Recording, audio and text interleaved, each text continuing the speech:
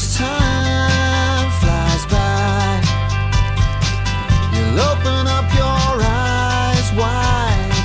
You feel it's gonna go your way. Hey, hey, it's a brand new day.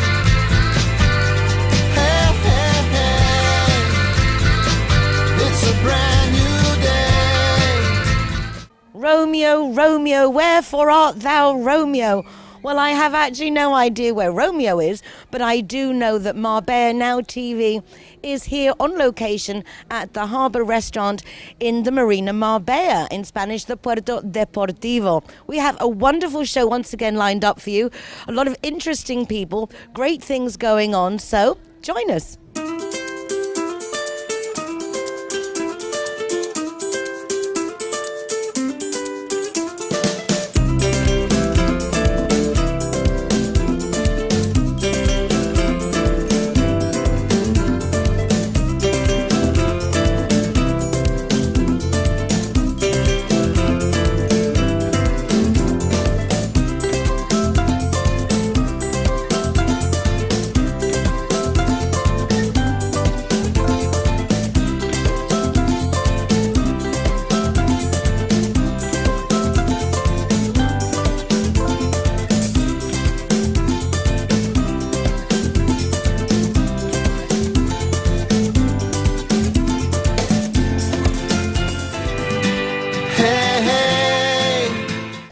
My next guest is Francine. I love her dearly. We met at one of the probably the most dire events I've ever been to in my life, which for you must have also been Dire. dire. However, we met each other. Yes. And your Yes. mum, who really, you guys have such a beautiful, positive energy that is just a joy to share you and your energy with our audience. Francine, lovely to see you again. It's been way too Nicole. long. Lovely Right? to see you too. So let's start off with you.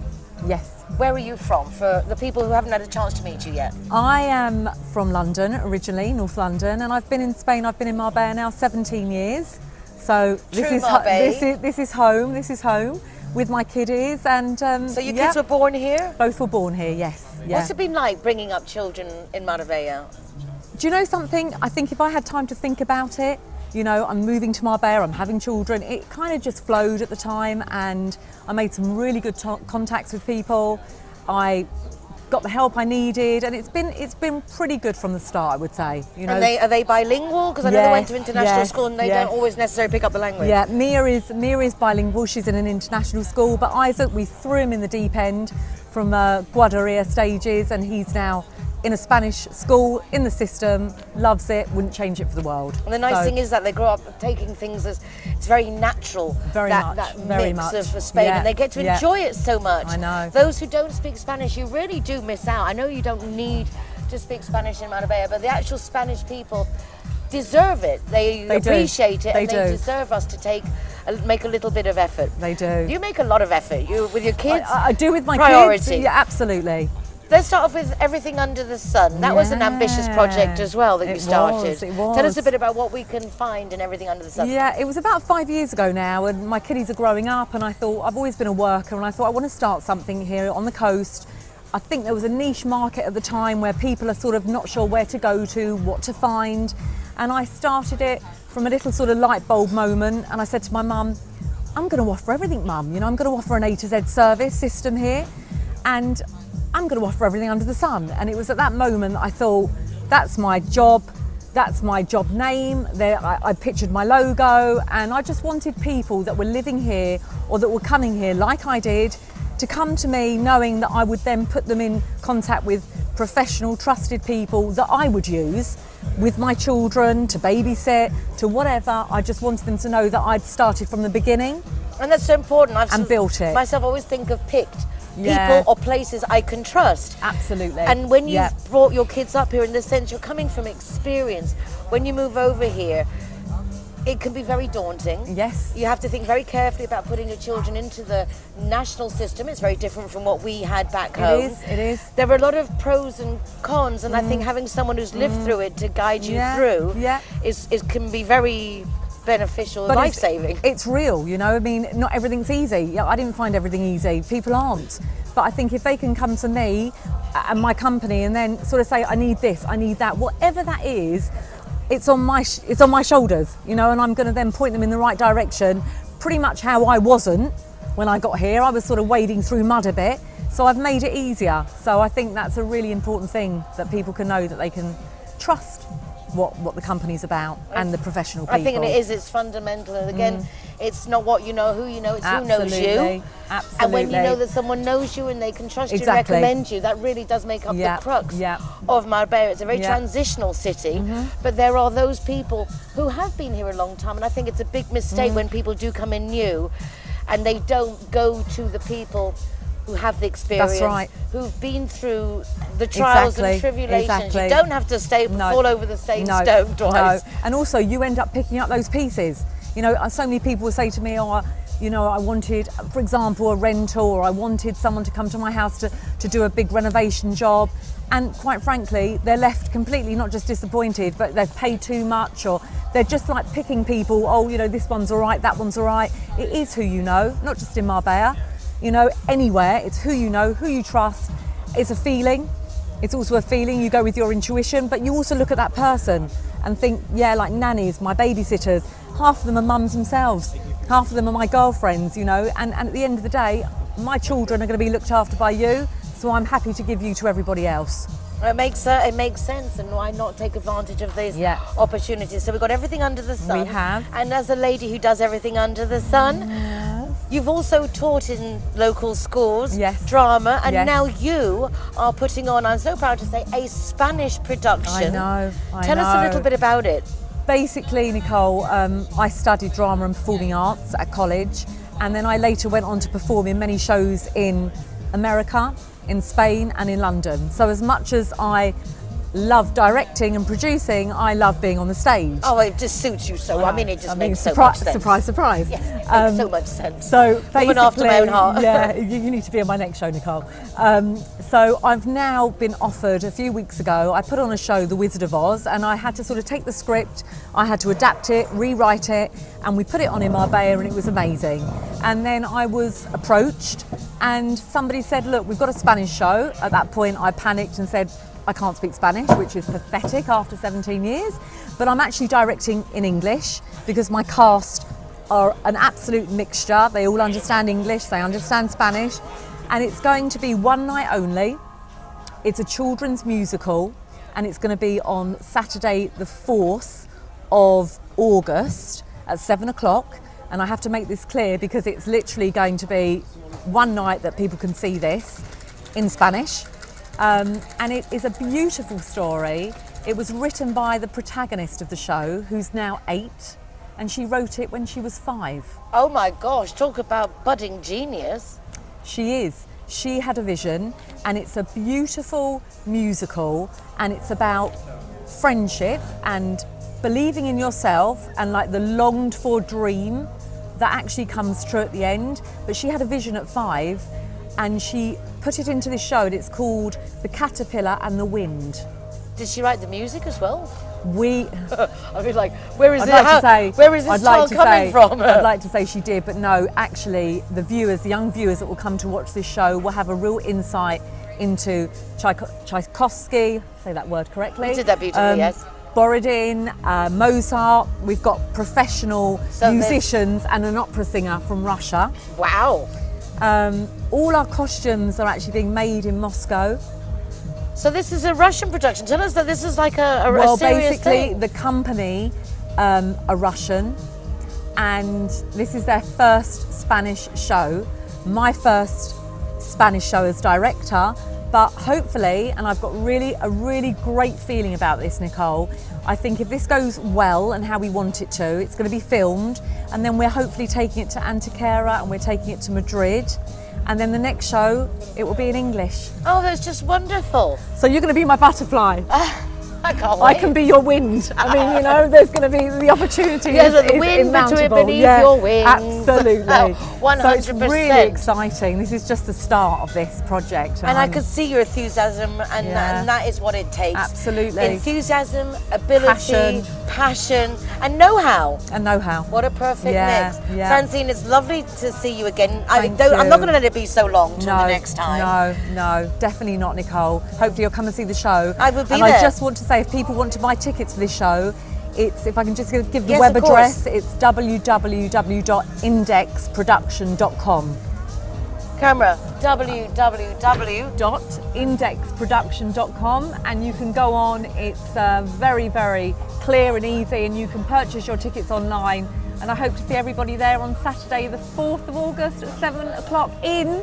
Forgot to tell everybody. Goya in Puerto Banús, right? Absolutely, in the Teatro Goya in Puerto Banús. So They can buy tickets at the door? Yeah, they can buy tickets on the door, online, or they can actually come to me directly, and I've got a special promo code, and I can give a discount. Oh, there you go. So, We're going to get that promo code, put it on the screen. Jere, take notes. Yes. Promo code on the screen. Yeah. I expect you all on the 4th of August. Yeah, I hope so. In Puerto Banús, Porto Banús. At what time? 7 o'clock. 7 o'clock. 4th of August. A nice Saturday. musical. I fancy a bit of a musical. Good, you come along too. Oh, sounds Definitely. like fun. Thank Brilliant. you. Lovely to see you again. And you. And as time flies by, you'll open up your eyes wide. You feel it's gonna go. Hey, hey.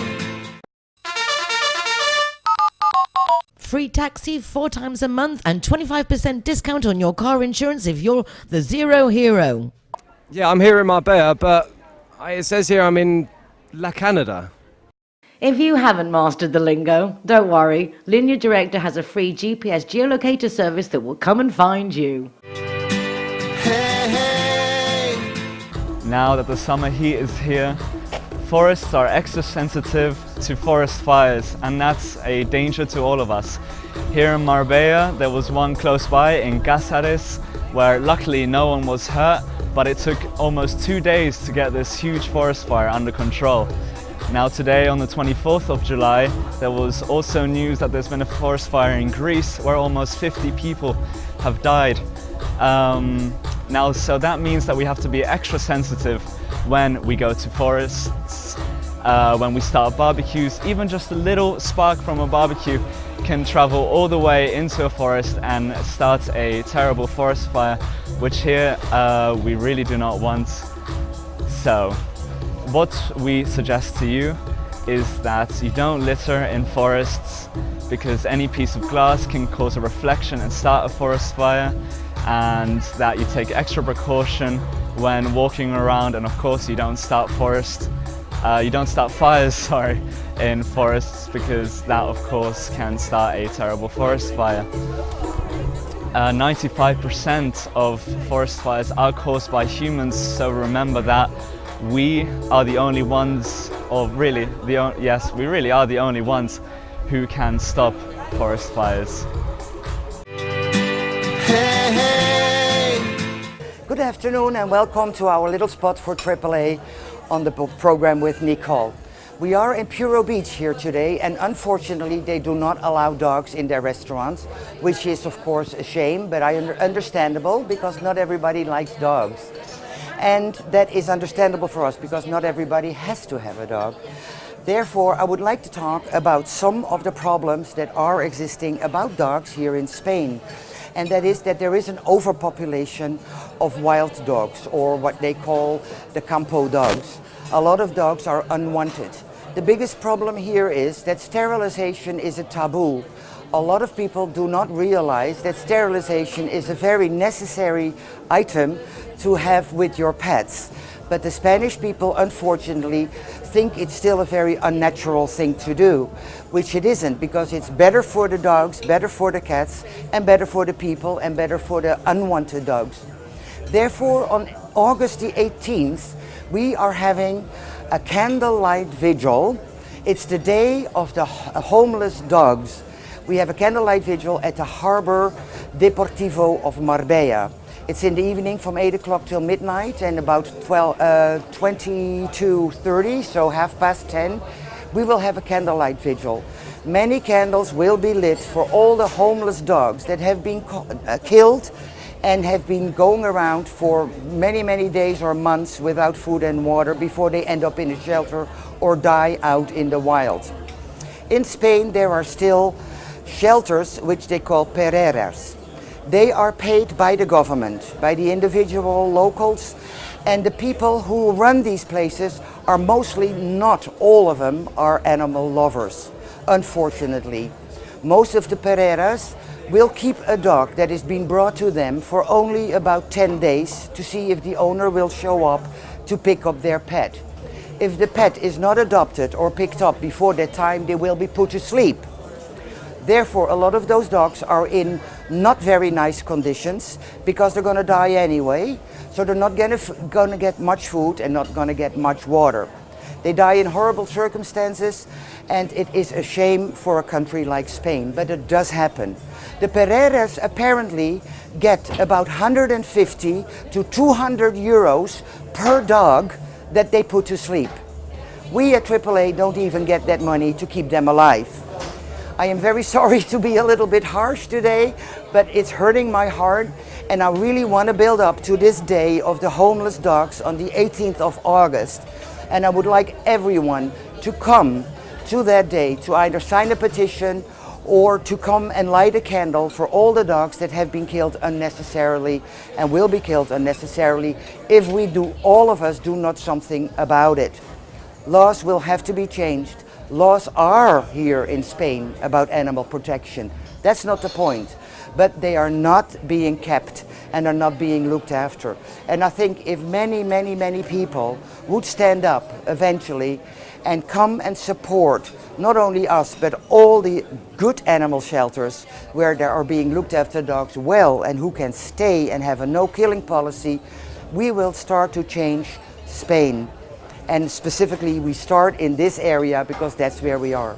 So I'm asking you, please, on the 18th of August, from 8 o'clock on, we will be present in the Puerto Deportivo in Marbella to honor all the dogs that have been killed unnecessarily and to look after all the homeless dogs. Thank you very much for this spot. I'm sorry I'm not very friendly today and not very pleasant today, and I don't have a dog because they're not allowed here. But please, forgive me. I'll see you next week with a doggy for adoption. Thank you very much. And remember, don't shop, adopt. Hey, hey. Marbella is ever so exclusive, and sometimes when we see exclusive places, we think we're not welcome. That is certainly not the case here at the harbour.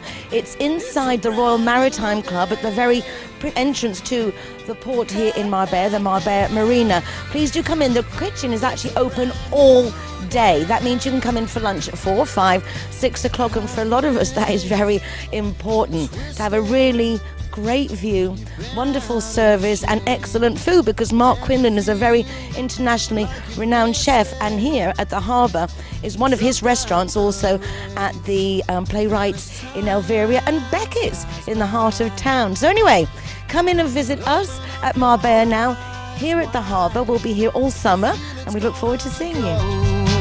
Your way.